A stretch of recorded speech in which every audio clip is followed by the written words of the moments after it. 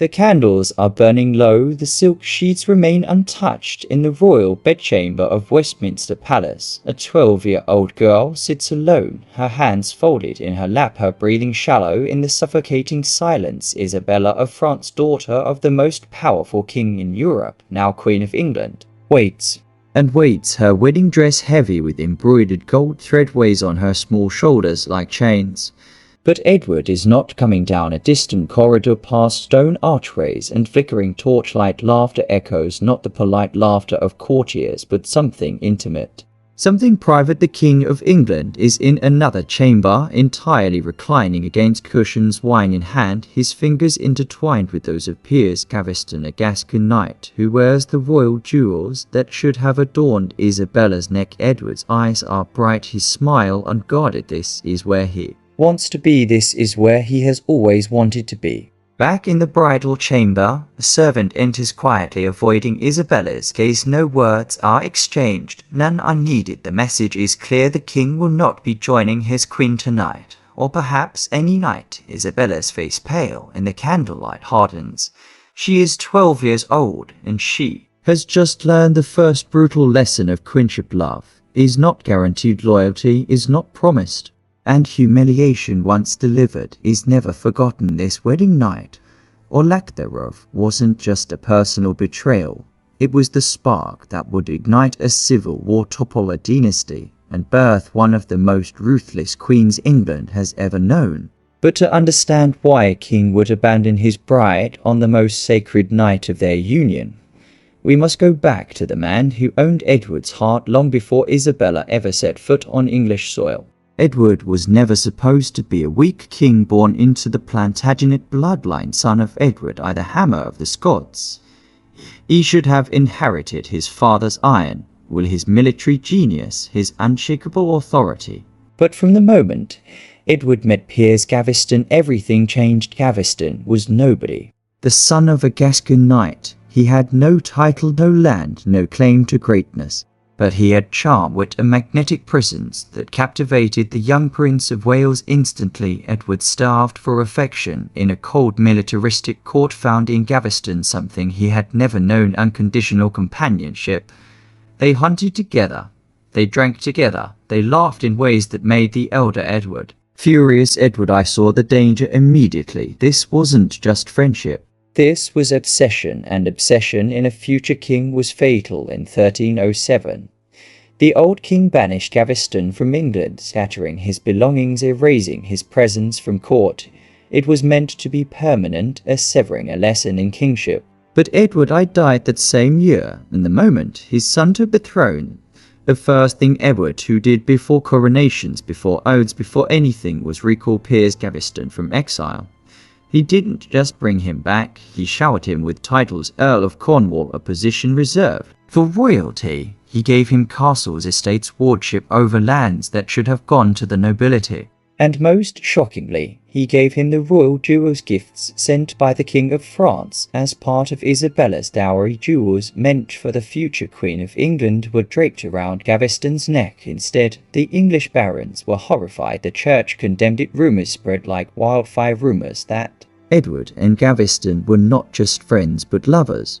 Whether the relationship was physical or emotional, the result was the same. Gaveston had become the most powerful man in England, and Edward could not sue or did not care how dangerous that was. And then the French bride arrived. Isabella of France was not sent to England for love. She was 12 years old, a political pawn in a fragile alliance between two kingdoms, constantly on the brink of war. Her father, Philip IV, known as Philip the Fair, was one of the most calculating monarchs in Europe. He knew about Gaveston, he knew about Edward's obsession. But he sent his daughter anyway, because alliances were more important than happiness, and thrones were built on sacrifice. When Isabella landed on English shores in January 1308, she was greeted with pageantry banners and cheering crowds. But behind the spectacle, the cracks were already forming at her wedding in Boulogne Cathedral. Edward barely glanced at her during the vows. His attention was elsewhere, on Gaveston, who stood just a few steps away, smirking. The coronation feast should have been Isabella's moment of triumph. She was crowned. Queen of England, anointed before God and country. But when the nobles took their seats, they found Gaveston sitting in the place of honor above Isabella. He wore royal purple, a color reserved for the king and his consort. He carried Edward's ceremonial sword. He presided over the feast as if he were the bride. French nobles whispered furiously. Isabella's uncles demanded an audience with Edward only to be dismissed. Servants exchanged knowing glances. Courtiers snickered behind jeweled hands. At the final insult, the one that would define Isabella's rage for the rest of her life, came that night. The wedding night was not optional. It was a sacred duty, a political necessity. The marriage had to be consummated to seal the alliance between England and France. Witnesses waited outside the bridal chamber to confirm the union. Priests prayed. Courtiers lingered in hallways, ears pressed to doors, but Edward never came. Instead, he spent the night with Gaveston, drinking wine, laughing, whispering in the candlelit shadows of another room entirely. Servants carried the news like poison through the palace. By morning, everyone knew the King of England had abandoned his 12-year-old bride. On their wedding night, Isabella of France had been publicly humiliated before her reign had even begun. And in that moment, something inside her crystallized. Not heartbreak. She was too young, too pragmatic for that, but cold, calculated fury. A promise whispered in the silence of that empty bedchamber. One day, you will pay for this. For 18 years, Isabella played the role she was given. She bore Edward 4 children, 2 sons, 2 daughters, ensuring the succession. She attended state functions. She smiled for foreign dignitaries. She said nothing as Edward's obsession with Gaveston spiraled into recklessness as barons grew restless, as the kingdom teetered on the edge of rebellion. In 1312, the English nobility had had enough, led by Edward's own cousin Thomas of Lancaster.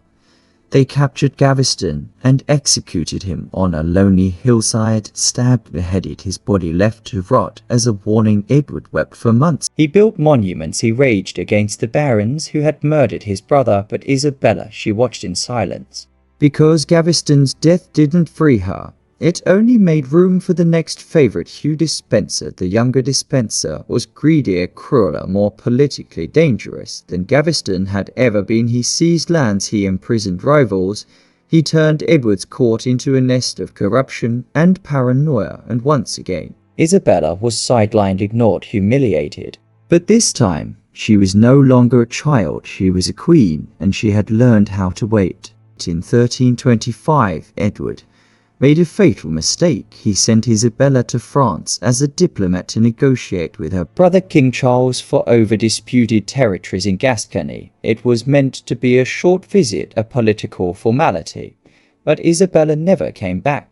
In France, she found Roger Mortimer, an exiled English baron, a warrior, a man who despised Edward and the Despensers as much as she did. And for the first time in her life, Isabella took her lover not for love necessarily, but for power, for alliance, for revenge. Together they raised an army, French soldiers, Flemish mercenaries, exiled English nobles hungry for retribution.